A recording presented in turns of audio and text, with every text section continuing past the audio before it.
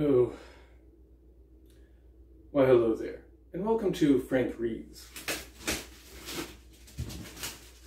I'm Frank Hasermuller, and I've been reading some of my favorite stories lately, and I thought I'd share them with you.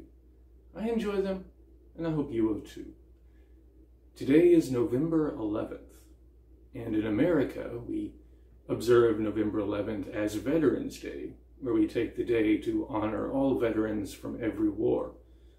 But the reason November 11th is a holiday at all is because at 11 a.m. on November 11th, 1918, the guns of World War I fell silent for the first time in 4 years. Outside of the United States, November 11th is commonly called Armistice Day or Remembrance Day in honor of the armistice which ended the war. The 11th hour of the 11th day of the 11th month of 1918. And honestly, I do think that a Veterans Day is a good idea. I don't have a problem with that. But personally, I would rather Veterans Day be on another day other than November 11th, because I think, personally, that November 11th should be reserved exclusively for remembrance of World War I. It's a day where everybody should just stop and take a somber reflection on the war and the people who experienced it, who fought and suffered and died. World War I was the single most destructive conflict in human history up to that time. And when you read about it, when you read about the number of casualties, like tens of thousands of people dying within a few hours, you have trouble wrapping your mind around it. But I do think that it's very important that we study the war and we remember it, because honestly, when you do study it, you realize that really the modern world as we know it, with all of its good aspects and all of its bad aspects, can really be traced to World War I. And World War I is interesting too, because it was the first huge conflict where it was fought by soldiers who were so literate. Like the most recent historical precedent for a conflict on that scale was the Napoleonic Wars from 100 years earlier. But the soldiers, the common soldiers who fought there, weren't nearly as literate as the ones who fought a century later in World War I. So we have mountains of first-hand primary historical sources from the people who were in the trenches and were fighting the war. But one of the things that's interesting is that on the English side, at least, the English-speaking side, the letters that the soldiers were writing home were intercepted and censored, but their poems were not. I'm not quite sure why, but it leads to this interesting effect where the poetry from World War I is actually more honest than the letters. And that is why today I'm going to be reading several poems from World War I. Most of them were written by soldiers who fought in it. And some of them are from the point of view of the soldiers. Some of them are from the people at home. Some of them are from women. It's a good cross-section that really shows you how people were feeling at the time. And the first one is called On the Idle Hill of Summer, and it is by A.E. Housman.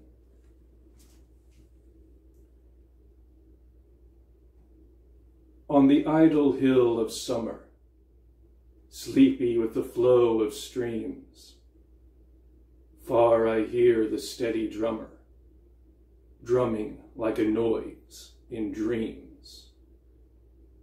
Far and near and low and louder, on the roads of earth go by, dear to friends and food for powder, soldiers marching, all to die. East and west on fields forgotten, bleach the bones of comrades slain, lovely lads and dead and rotten, none that go return again. Far the calling bugle's hello, high the screaming fife replies. Gay the files of scarlet follow. Woman bore me, I will rise. I should also warn everybody that really for the first time, this is the first video where I have to say this, but some of these some of the language in these poems is a little explicit, so keep that in mind if you have any little children watching. These were soldiers. They spent a lot of time amongst each other, and yeah, you'll see. Now this next one is kind of a satirical look at this attitude that all of the nations had during World War I, which is each nation believed and they preached that God was on their side. But the thing is that if God is on their side, then how could he also be on the enemy's side? Because they were saying the same thing. And so J.C. Squire kind of pokes fun at this idea with this poem, which he titled The Dilemma.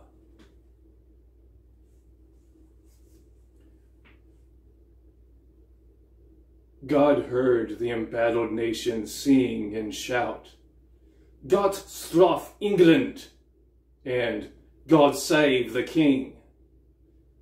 God this, God that, and God the other thing. "Good God," said God, "I've got my work cut out."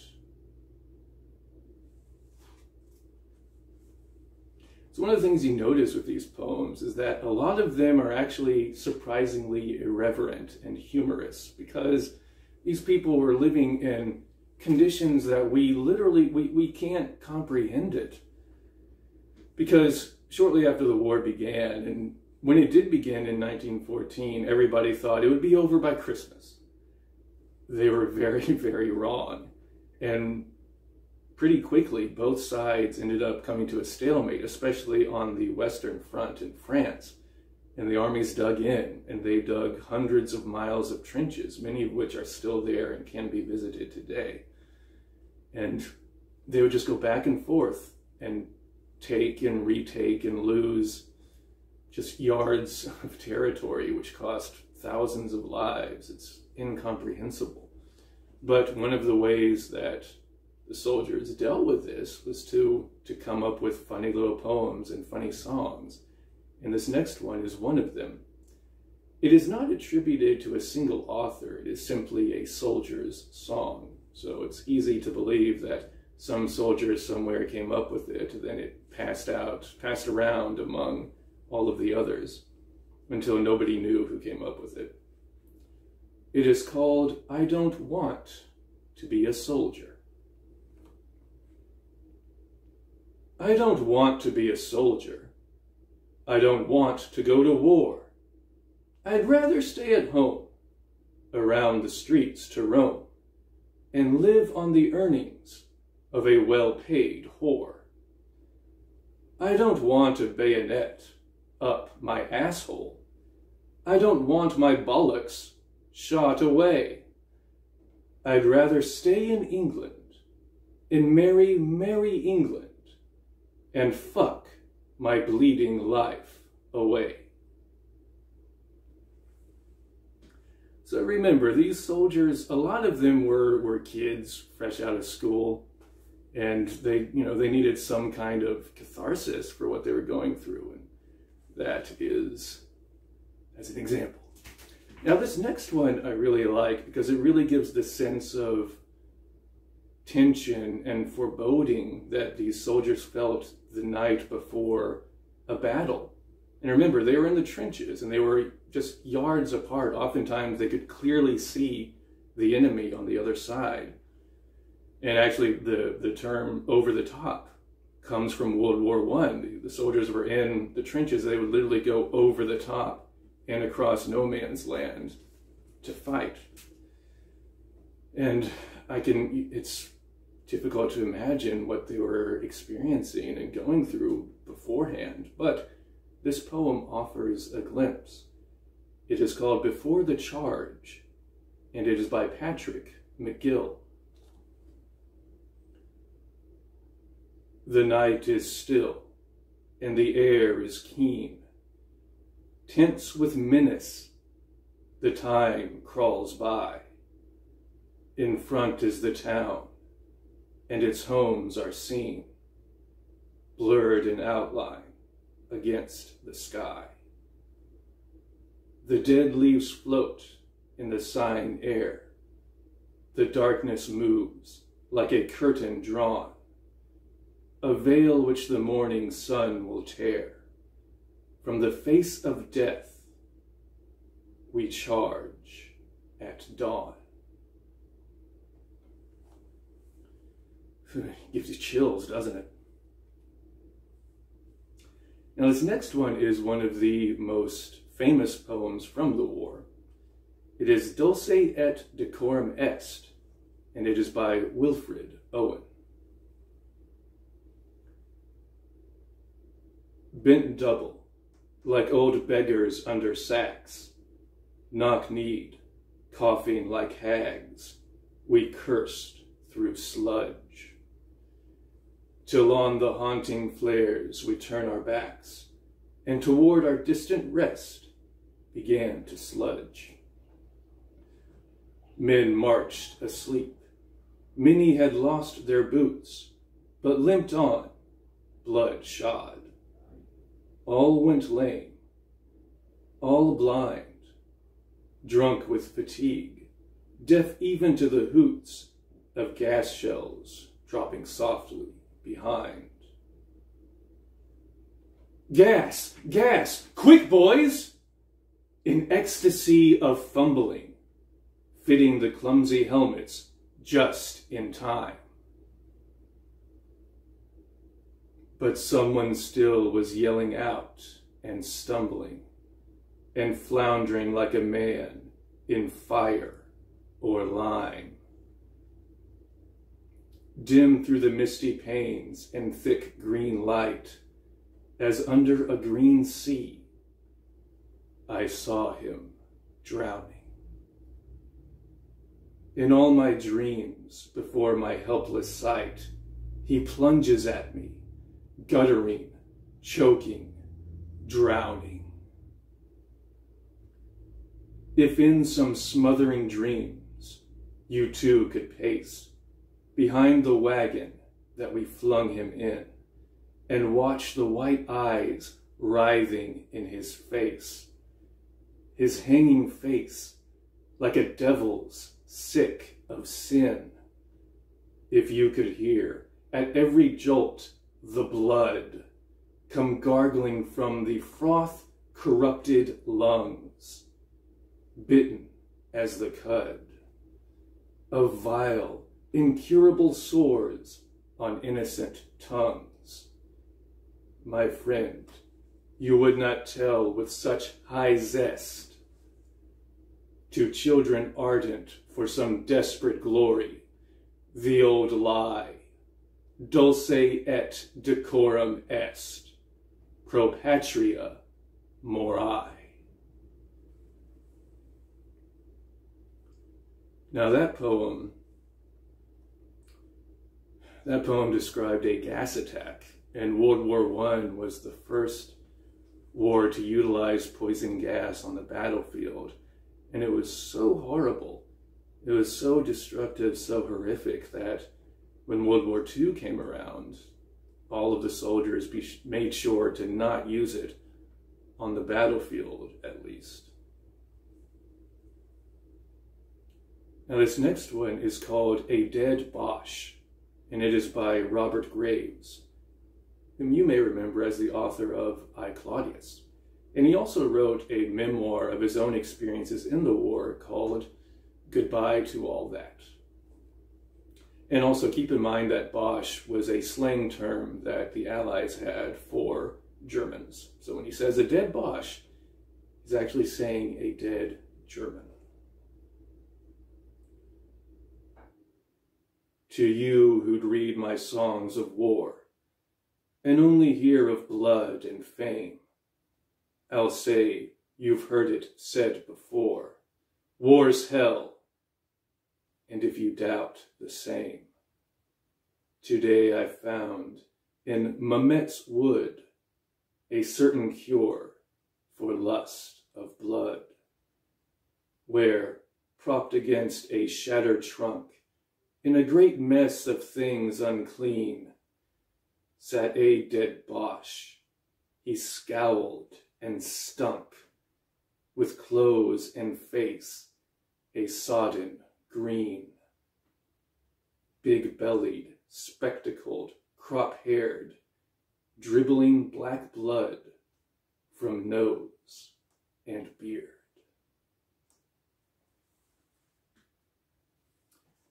And that one's interesting because it's he's deliberately kind of opposing this idea that war is glorious and that killing your enemy is this great, good thing, because that's what the soldiers were taught when they were growing up. And a lot of them felt very disillusioned after their experiences because they were told that war was this great, glorious thing, and then they actually saw just how truly horrific it was. And for what it's worth, the teachers and the authorities who told them how glorious it would be were not expecting it to be as horrible as it wound up being. But it's also important to teach kids that war is not glorious. Now this next one is another one of the most famous war poems. It is In Flanders Fields, and it is by John McCrae.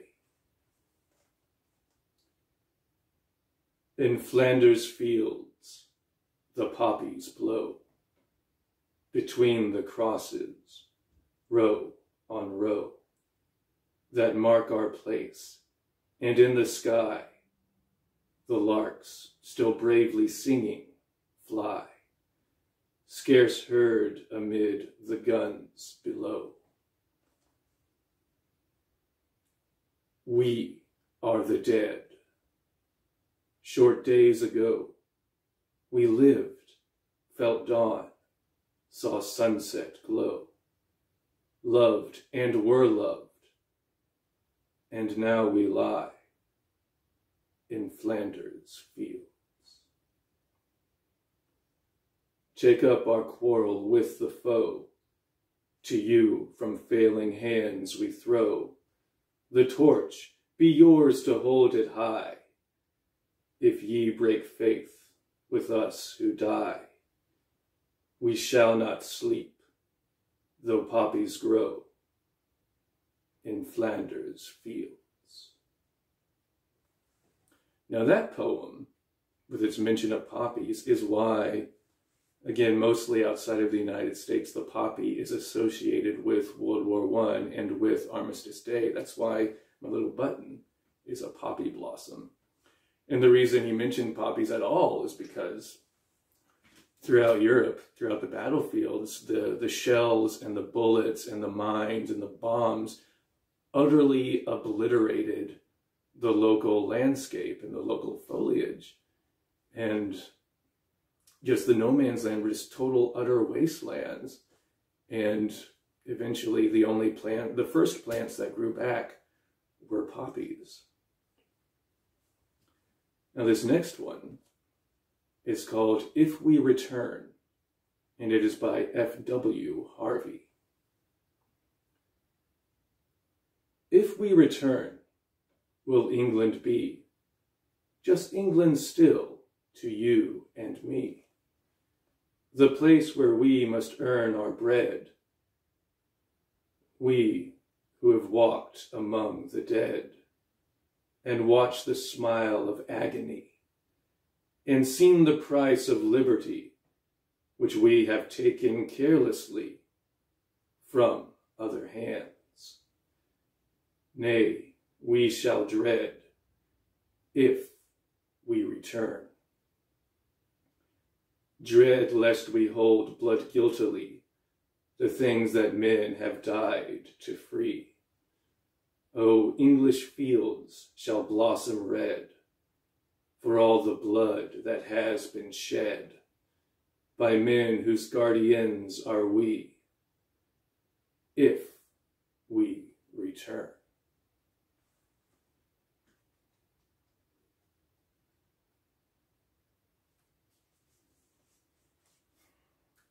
Now this next one is another kind of irreverent, satirical look at the attitude, the juxtaposition between the attitudes that you would find back home, in this case back home in England, and among the actual soldiers who had actually been to the war. It is called They, and it is by Siegfried Sassoon. The bishop tells us, when the boys come back, they will not be the same, for they'll have fought in a just cause. They lead the last attack on Antichrist. Their comrades' blood has bought new right to breed an honorable race. They have challenged death and dared him face to face. We're none of us the same, the boys reply, for George lost both his legs and Bill's stone blind. Poor Jim's shot through the lungs and like to die. And Burke's gone syphilitic. You'll not find a chap who's served that hasn't found some change. And the bishop said, the ways of God are strange.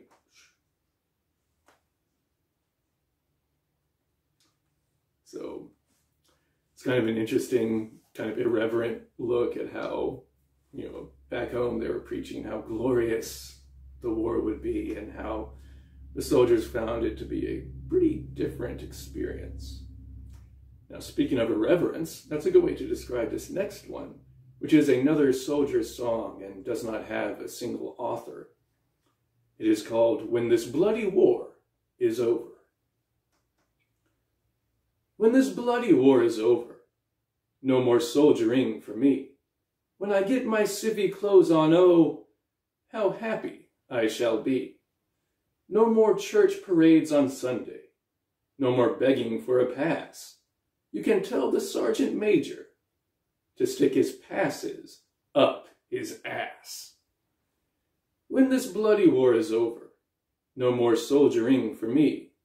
When I get my civvy clothes on, oh, how happy I shall be. No more NCOs to curse me. No more rotten army stew. You can tell the old cook sergeant to stick his stew right up his flue. When this bloody war is over, no more soldiering for me. When I get my civvy clothes on, oh, how happy I shall be. No more sergeants bawling, pick it up and put it down. If I meet the ugly bastard, I'll kick his ass all over town.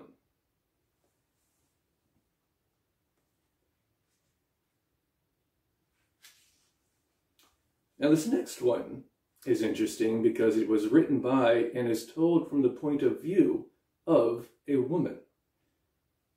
And it is Paris, November 11th, 1918, by Mary Winterburn Canaan.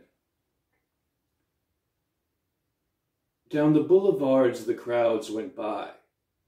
The shouting and the singing died away.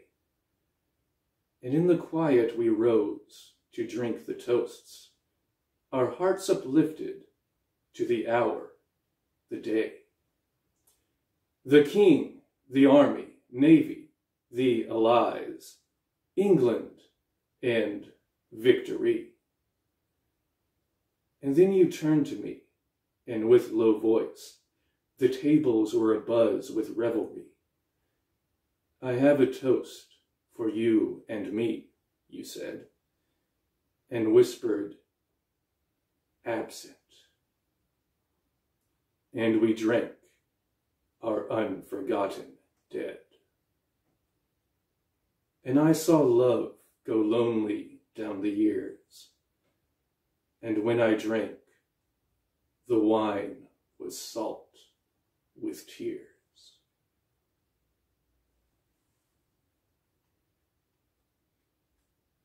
And again, remember that November 11th, 1918 was the armistice when the war ended. This next one is very short. It is Epitaph's Common Form by Rudyard Kipling. And Kipling, you'll remember, is probably most famous for writing The Jungle Book. If any question why we died, tell them, because our fathers lied.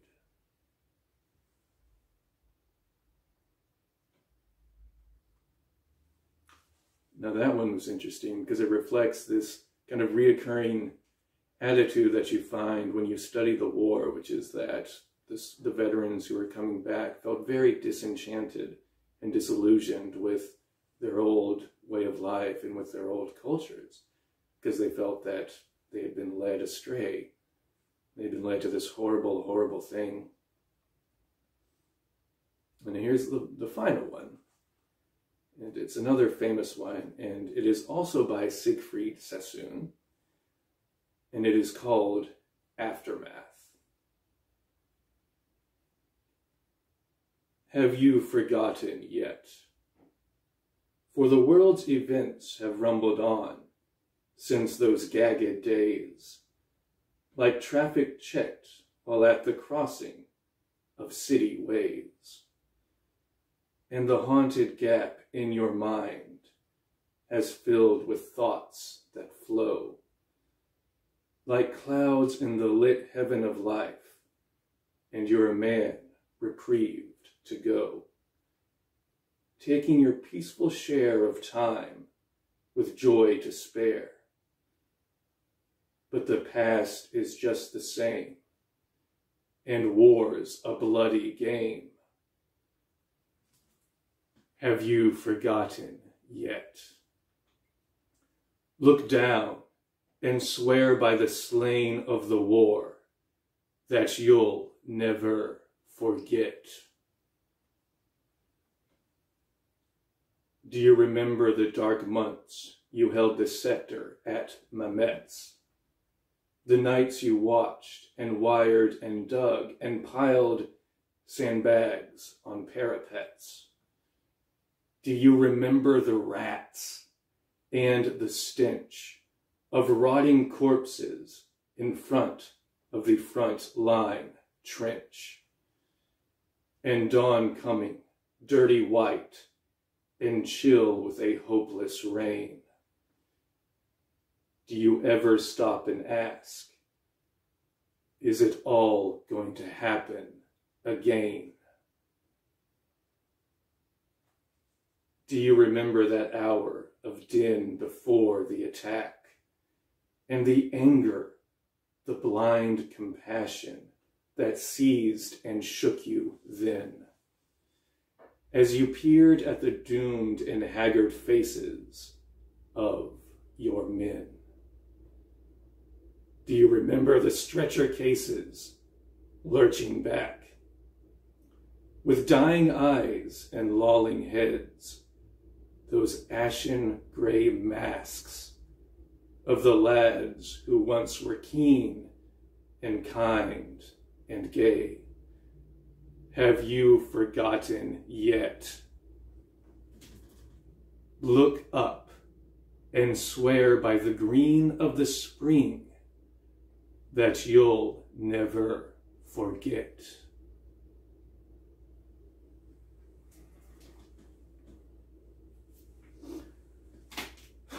Well, there you go.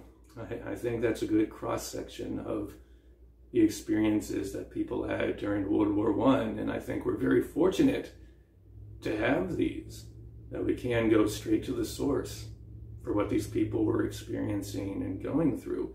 And I think it is very important that we study World War I and that we study these first-hand accounts, because I hate to say it, but I think we kind of have forgotten. World War I is not nearly as high in the general consciousness as I think it should be. But thankfully, in the past few years, it actually has kind of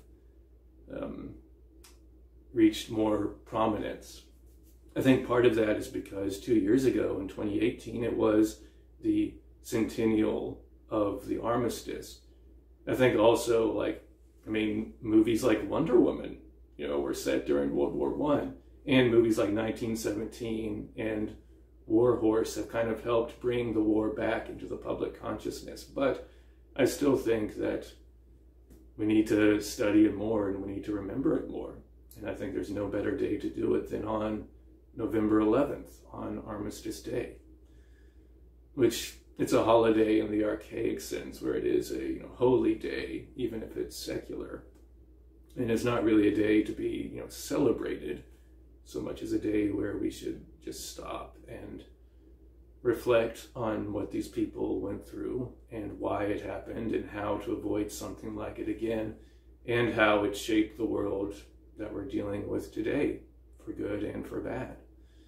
So I hope you will do that, and I hope this video helped, and I thank you for watching it. I hope you will join me next time. And until next time, keep reading.